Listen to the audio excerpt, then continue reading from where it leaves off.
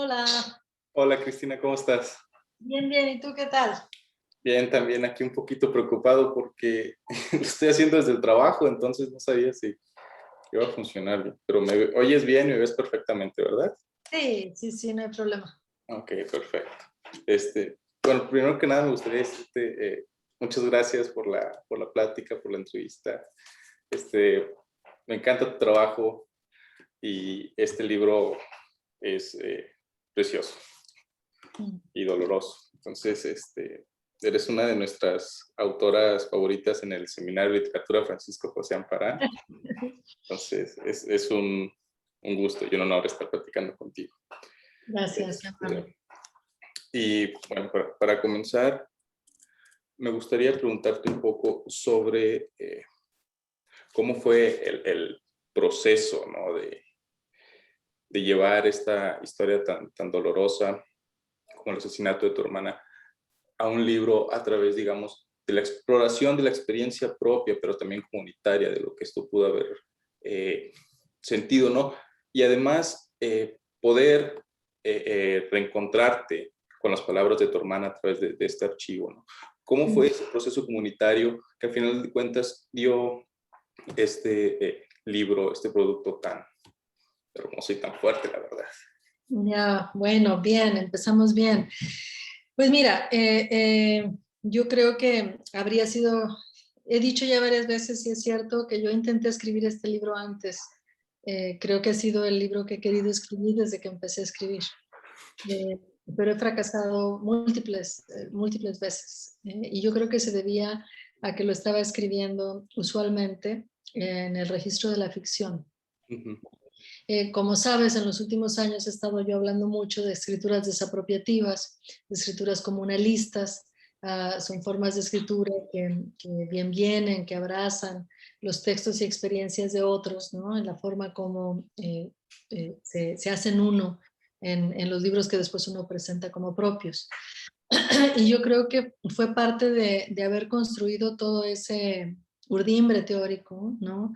Que me permitió finalmente cuando pude abrir las cajas de las pertenencias de mi hermana, que habían estado cerradas por 30 años, y descubrí la existencia de este archivo pues tan detallado, tan abundante, que contenía verdaderamente una cantidad enorme de documentos que ella había escrito. Casi de inmediato al verlo supe que ahí estaba el libro, que era lo que necesitaba, que era lo que me había estado faltando desde siempre, que era su voz como ella la había dejado, su voz como ella se había asegurado de que fuera preservada en ese archivo. Entonces, yo abrí estas cajas a inicios de enero, antes de que empezara la pandemia. Todavía podíamos viajar, quiero decir. ujú. Puse todos esos documentos en una maleta, me regresé a mi casa, y en esa primera etapa de la pandemia me la pasé leyendo cuidadosamente todos los documentos, clasificándolos, reescribiéndolos, transcribiéndolos, todos ellos, para que no se me escapara nada. Y fue guiándome. Yo siempre dejo que mis materiales me guíen en la construcción de mis libros, y no fue distinto aquí con la escritura de Liliana. Gracias a ella y a sus datos pudimos localizar a su círculo más cercano en la universidad. Es bien difícil localizar a gente de la que no ha sabido nada en los últimos 30 años. Mi marido se convirtió en un detective amateur, pero muy efectivo, y logramos dar con sus amigos, los entrevisté por teléfono, hice copiosas notas, hice pues borradores de esas entrevistas, las intercambié con ellos, me corrigieron cosas, yo quería estar seguro que los estaba escuchando bien, que estaba diciendo lo que ellos me habían dicho. Eh, Me lo regresaron, los volví a reescribir. Estuve pensando y jugando con muchas maneras de organizar todo este material, qué iba primero, qué iba después. Decidí que todo el primer capítulo de ese recorrido inicial, tras el expediente judicial de mi hermana, pues tenía que ir al inicio, porque porque eso es una experiencia que comparten muchas familias, por desgracia, en México, ¿no? Lo tortuoso, lo laberíntico que es ese camino. Y después que iba a seguir una especie de orden cronológico, aunque hay juxtaposiciones ahí, hay maneras, la historia que cuentan los amigos, después ella la cuenta, o yo la cuento con su voz, en base a sus documentos. En fin, es todo esto de ir viendo, revisando, acomodando, reacomodando, pero siempre con la voz de Liliana como la guía que llevaba el timón de este libro. Hay un poema que creo que calza a muchos lectores, específicamente el año pasado, ¿no? En el hecho de la pandemia. Estuvimos encerrados, que muchos de nosotros solo teníamos los libros, pero por ejemplo, en tu caso, sí fue una experiencia, digamos, totalmente literal en ese sentido, que es el poema de Quevedo, ¿no? Desde la torre, que dice que rodeado de pocos libros, pero doctos, y que habla con los muertos, ¿no?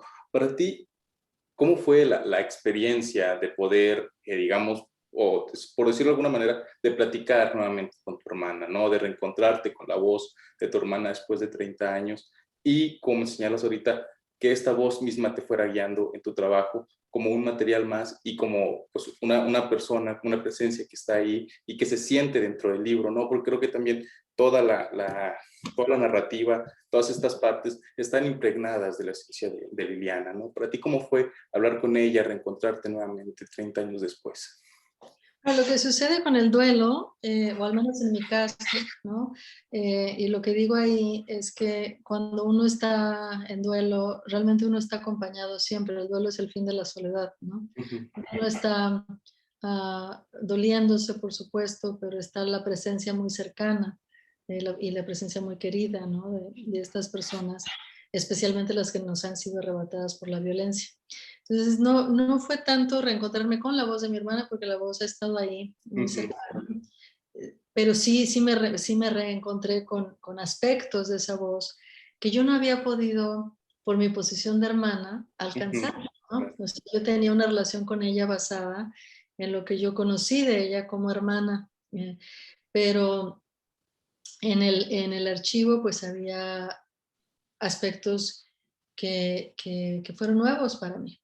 Y en las entrevistas con los amigos de Liliana, pues salieron muchas cosas a relucir que yo no conocía, que pues lo normal, ¿no? Eres uno en tu casa, eres otro con tus amigos, eres otro con tu novia, uno va midiendo bien qué compartes con quién, etc. Y el reencuentro fue en ese sentido, ¿no? De reencontrar estas cosas humanas. Por una parte, confirmé muchas cosas que sabía de ella, ¿no? De la Liliana muy amorosa, muy solidaria, la muchacha muy detallista, siempre fue muy puntual, siempre con su cuarto muy limpio, a diferencia de lo mío, que yo era un desastre desde entonces. Todas esas cosas las fui viendo, ¿no? Tenía todos los recibos de lo que había gastado desde el primer año de la universidad en las papelerías Lumen, todos acomodados por orden cronológico. O sea, ahí hay yo creo que eso te dice mucho también de una persona, y eso yo lo sabía. Lo que yo no sabía, por ejemplo, bueno, Liliana y yo siempre tuvimos una rutina éramos muy sarcásticas, nos la pasábamos burlando de mucha gente y de cosas en el mundo. Juntas teníamos una lengua viperina terrible. Y yo pensé que eso era algo que solo ejercía conmigo, porque yo esencialmente con ella siempre era muy irónica. No digo que no lo sea, pero realmente no es algo que yo hiciera con mucha gente, ¿no? Me di cuenta que el talante de Liliana, muchos de sus compañeros, más bien todos, hicieron un énfasis en su sentido del humor, en su ironía, en ese sarcasmo que algunos los hizo describirla como una cábula, que es un nombre la palabra que me gusta mucho. Entonces, por ejemplo, eso fue nuevo. Fue nuevo ver que escribía un montón. Yo siempre pensé que ella, su campo era las artes visuales, el mío era el literario, ¿no? Pero me di cuenta que, pues, que además de tener un interés en las artes visuales, Liliana era una grafógrafa, estaba escribiendo todo el tiempo. Y no solo para expresarse, ¿no? Lo puedes ver en algunas cartas, cambiando las cosas del Ujú. lugar, explorando cuál es la función de cada parte de la carta. Es decir, el tipo de cosas que uno hace cuando te estás entrenando para escribir, ¿no? Ya, entonces, por ejemplo, eso también fue muy interesante. Eh, digamos que son las cosas que más me acuerdo ahorita, pero en general, digamos, hay una serie de cosas que me confirman a la hermana que me conocí, hay otra que yo conocí, con la que conviví, hay otras que me la entregan de otra manera, para mí muy, muy entrañable. Eh, eh, digamos que uno quiere a sus hermanos, pues porque son tus hermanos, pero a Liliana a mí siempre me cayó muy bien, o sea, además de quererla, me cayó muy bien y ahora que vi todas esas cosas, dije, no, pues con razón me caía bien. O sea, si yo veo a alguien con esas características, a mí me sigue cayendo bien, mucho mejor ahora. Yo sería el tipo de persona con quien yo pasaría una tarde tomando algunas cervezas, picando por ahí alguna botana. No Claro. sé, se me hizo entrañable también de esa manera. Otra cosa que me resulta interesante es también eh, cómo hablas, ¿no? En un sentido, como lo mencionabas al principio, comunitario. Creo que una de las cosas súper interesantes que está pasando específicamente con este libro, y es algo que, por ejemplo, puedo ver en redes sociales, es ¿cómo decirlo? Este apoyo, Ujú. esta simpatía que has sentido, ¿no? Y creo que hay una parte en el libro, casi al principio, en el primer capítulo, que hablas, digamos, cuando vas con la policía por el archivo, que hablas sobre las huellas de las personas, de las mujeres que estuvieron ahí manifestándose, ¿no? Dices que son las huellas de las mujeres que estuvieron antes que tú, las que estarán después, de todas estas personas que han estado exigiendo justicia por estos crímenes tan dolorosos, ¿no? Y creo que ahorita mismo se está hablando, precisamente con este libro, se está dando como que esta empatía, esta cercanía y esta red de amor, por decirlo de alguna manera, y de poder conocer a tu hermana, ¿no? ¿Tú también cómo te sientes al ver, digamos, este cariño y esta comprensión por parte de tus lectoras específicamente, ¿no? Bueno, y ojalá que también los lectores, ¿no? Sí, claro. Bueno, tú sabes bien que yo siempre he pensado que la escritura tiene la capacidad de crear comunidad, ¿no? Ujú. No creo en la escritura de la Torre de Marfil, ni en esas escrituras que han dicho que sin adjetivos y no sé qué, todas esas cosas. Yo creo que toda escritura conlleva una promesa y como tal, como promesa, pues es un compromiso. Y lo digo en el sentido más amplio, menos moralista del término, ¿no? Y lo que veo pasando ahora es que, claro, hay una cantidad alarmante de feminicidios en México y fuera de México, que hay que Ujú. reconocer que no es una cosa nacional, ¿no? Es decir, no hay una cosa esencialista que solo esté pasando en México y que no pase en otros lados. Sabemos que no es el caso. Ah, hay una cantidad de dolor enorme, ¿no? Sobre todo porque hay impunidad. Es decir, Ujú. cada día hay 10 familias más rotas por dentro y por fuera, pasando por la misma experiencia de ir a, pues a la Procuraduría, de ir al Ministerio Público, de ir a todos estos lugares para hacer lo mismo que yo hice, o que yo hice lo mismo que muchas personas más han estado haciendo, ¿no? Entonces yo creo que ahí hay un punto de empatía, ¿no? De conexión, de identificación para empezar, ¿no? Y a mí me preocupaba mucho en este libro, yo creo que por eso no lo había podido escribir antes, porque es bien difícil escribir una historia compleja, honesta y directa sobre la violencia contra las mujeres, cuando el lenguaje del que puedes echar mano es en sí mismo violento contra las mujeres. Ujú. Entonces es bien difícil escribir un texto contra el patriarcado con el lenguaje del patriarcado, ¿no? Es lo que estoy diciendo. Ujú.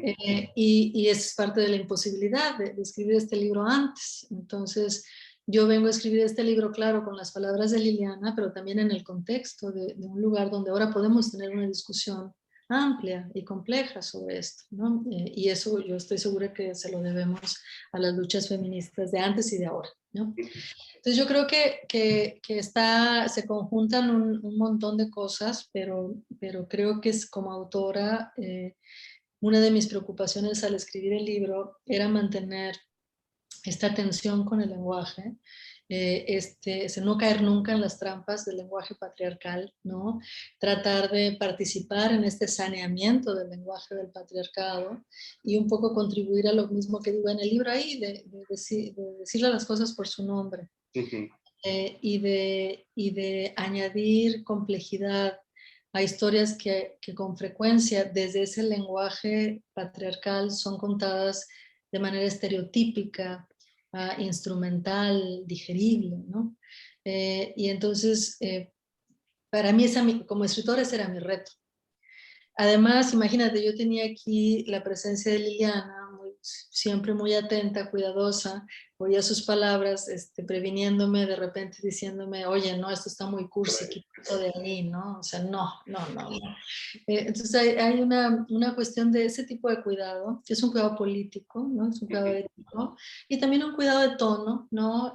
Yo no quería, no quería un libro estridente, no creo que Liliana mereciera un libro así, quería un libro capaz de honrar su vida, de contenerla con su cariño, con su don de gentes, con su ubicuidad, con su capacidad de ser amigos.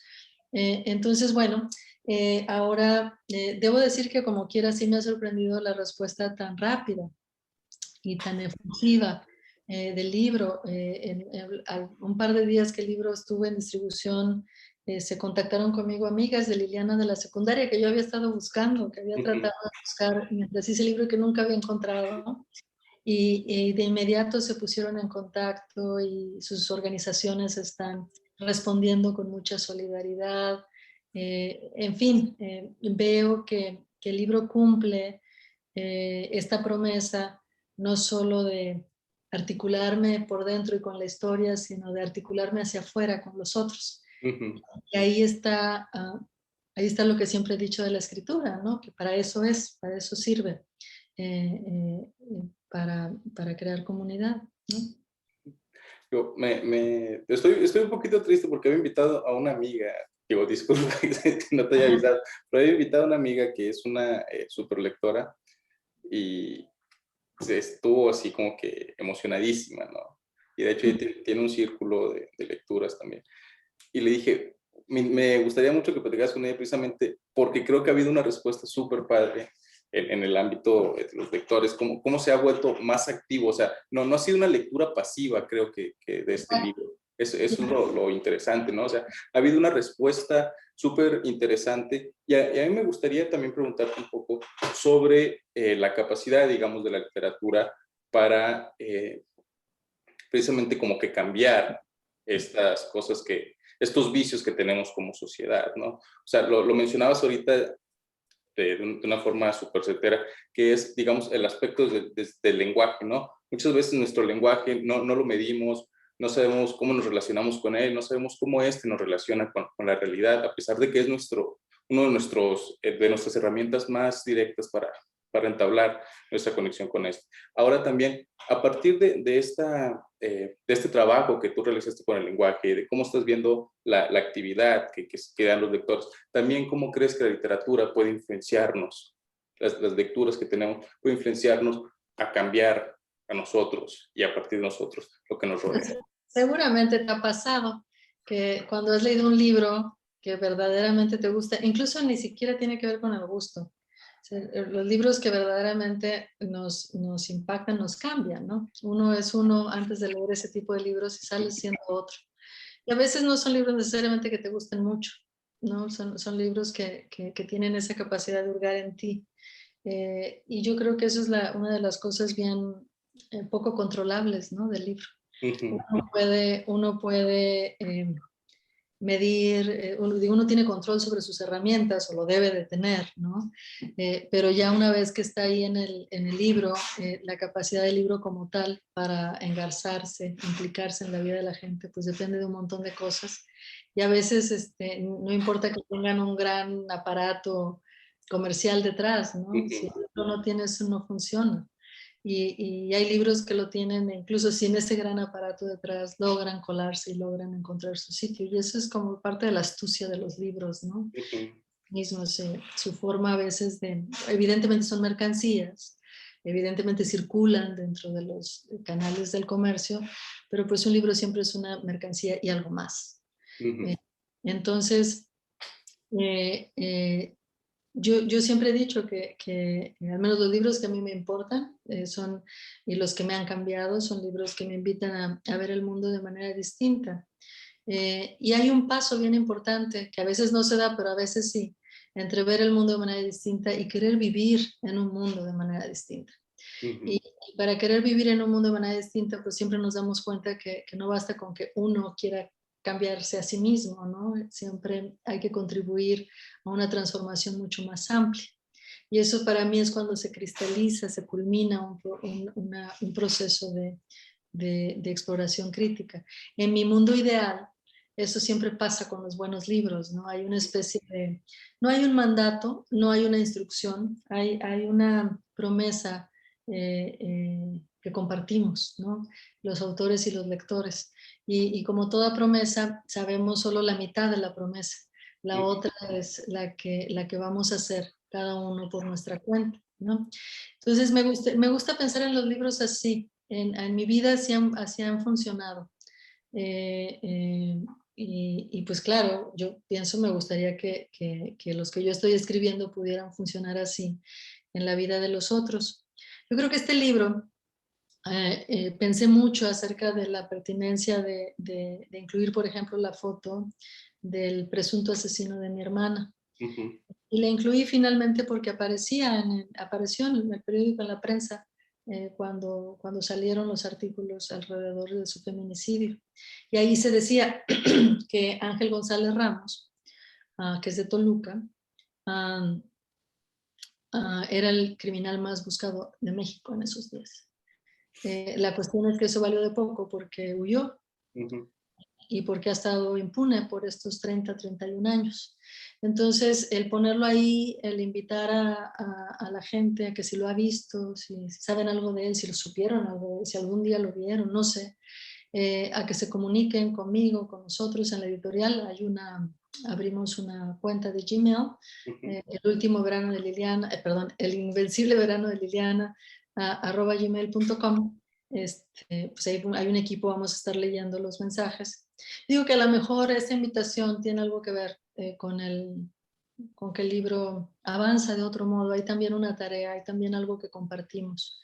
Y como creo que estamos muy al tanto que uno de los grandes problemas de los feminicidios es la impunidad, es decir, que los feminicidas siguen matando pues porque saben que no les va a pasar nada, ¿no?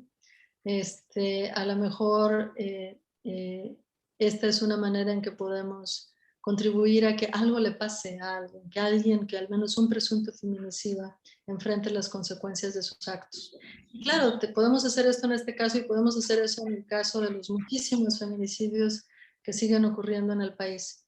Pero la invitación está abierta desde el libro, ¿no? El espíritu completo del libro, ¿no? El ir ampliando estos lazos de solidaridad y de empatía. Ya más para terminar, Cristina, hay una idea que en algún momento me mencionó Julián Herbert. Saluda, ¿cierto? Sí, yo te lo saludo. Uh-huh. Esta idea nació a partir de cuando él fue a dar un taller con mamás de hijos desaparecidos, ¿no? Un taller de crónica testimonial y tal. Entonces, él hablaba sobre el aspecto, por ejemplo, de poder transmitir o poder cerrar el duelo a través precisamente como de esta tensión con el lenguaje, ¿no? En el caso de ellos, poniendo en palabras algo que quizá no podían nombrar de alguna otra manera. Eso me enlaza, por ejemplo, con el epígrafe de tu libro, que habla sobre, que dice, el tiempo cura todo, menos las heridas, ¿no? Para ti este libro ha representado un cierre de ciclo, es también el fin de tu duelo. ¿Cómo ves este libro para ti? Bueno, hay muchas, es bien complejo, ¿no? Yo incluso anoche cuando terminé muy cansada después de muchas entrevistas, notaba que estaba muy cansada, pero de manera distinta. Ujú, Hay una especie de paz que no había sentido en mucho tiempo. Y puedo pensar que es un proceso de sanación, de curación, que viene, claro, que viene, que conlleva el hecho de articular esta historia y de ponerla en el público, ¿no? ujú, De hacer esta promesa también con otros públicamente. Eh, pero lo cierto es que yo sí creo que no hay curación sin justicia. ujú. Esto no termina hasta que no haya justicia. Ok. De la misma manera en que para las madres de desaparecidos, el nunca encontrar un rastro implica que eso es un asunto abierto, ¿no? Ujú, Yo creo que como sociedad en general vamos a poder lidiar con estas generaciones ya de dolores heredados hasta que no se cumpla la justicia, como decía Rosario Castellanos, hasta que la justicia no venga a sentarse a nuestra mesa. ujú. Entonces yo creo que eso es lo que culminaría el ciclo. Antes no, antes ni perdón ni olvido. Muy bien, Cristina, sería todo. Muchísimas gracias. A ti, salúdame a Julián otra vez. Sí, yo Bye, te lo saludo. Gracias, ándale. nos vemos. Oye, tu libro es precioso, en serio. Ay, Perdón, gracias, qué amable, gracias. nos vemos.